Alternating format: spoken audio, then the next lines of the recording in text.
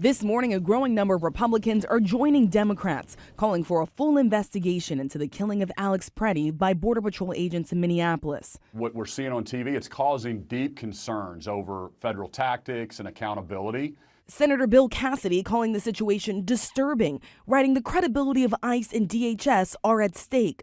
Senator Lisa Murkowski adding ICE agents do not have carte blanche in carrying out their duties. Others taking issue with how quickly the Trump administration made an assessment, labeling Preddy a domestic terrorist without providing any evidence.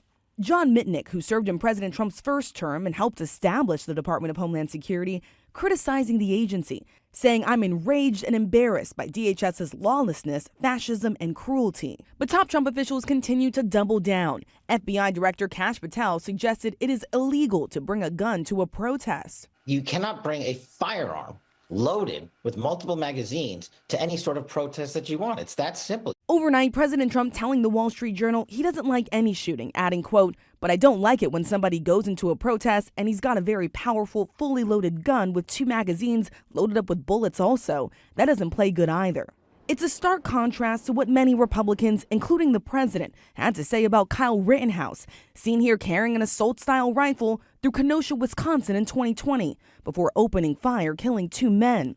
He was acquitted on the charges. President Trump called him a very nice young man. Minnesota officials say Preddy was a lawful gun owner with a permit to carry, a right protected under the Second Amendment. Republican Congressman Thomas Massie posting, "Carrying a firearm is not a death sentence. It's a constitutionally protected God-given right." The NRA even speaking out, posting, "Responsible public voices should be awaiting a full investigation, not making generalizations and demonizing law-abiding citizens." The president's predecessors calling for it all to stop. Former President Barack Obama said the shooting should be a wake-up call to every American. And former President Bill Clinton stating, "At every turn, the people in charge have lied to us, told us not to believe what we've seen with our own eyes."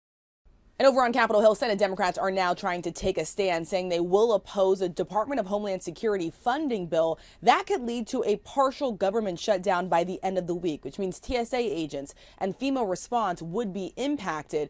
But regardless, it will do nothing to stop the $75 billion that Republicans have already passed and allocated toward funding ICE.